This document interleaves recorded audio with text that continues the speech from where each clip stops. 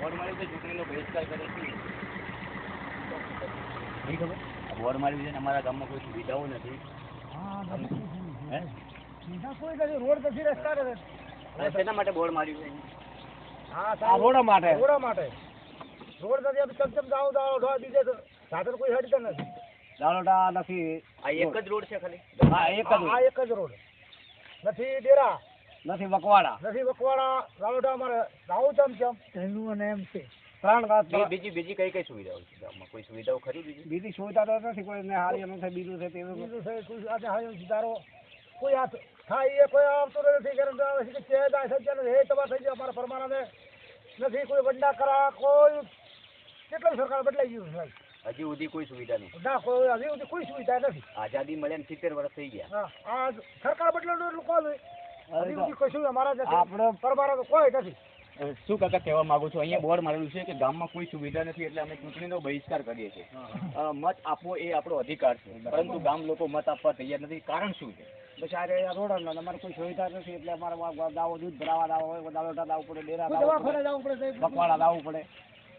આ બધું કરવું પડે. પોણીની સગવડ કરવી પડે. ચોમાસામાં કેવી તકલીફ પડે? ચોમાસામાં પડે. શું થાય?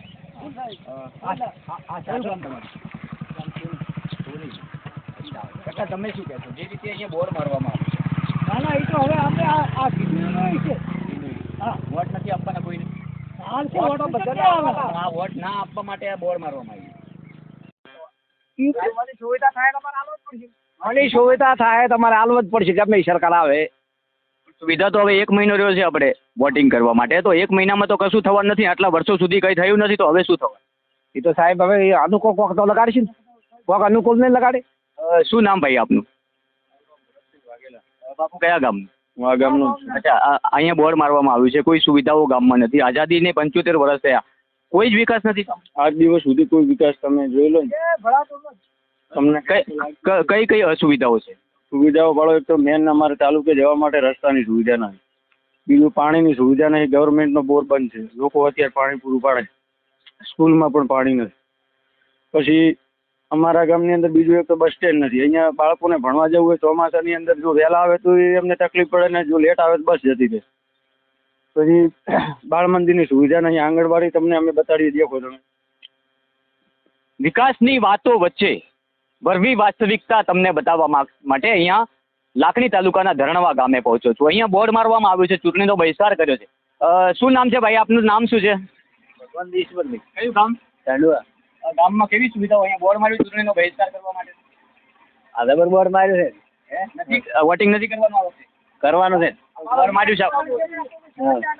ગામમાં સુવિધાઓ કઈ કઈ છે? સુવિધા છે જ નહીં બરાબર ગામમાં. કોઈ જ નથી. ના. તો અત્યાર સુધી આવેલા સરપંચોએ શું કર્યું? એ કરશો કરે ફારે. જે રીતે આપ જોઈ રહ્યા છો, ધરણવા ગામમાં જ્યાંથી એન્ટ્રી થાય છે ત્યાં જ ઊભો છું, જ્યાં બોર્ડ મારેલું છે ત્યાં જ ઊભો છું.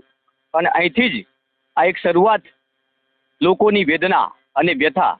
આઝાદીને 70 વર્ષ થયા, વિકાસની વાતો વચ્ચે જોઈ રહ્યા છો તમે લાખણી તાલુકાનું ધરણવા ગામ, જ્યાં ચૂંટણીનો બહિષ્કાર કરવામાં આવ્યો છે.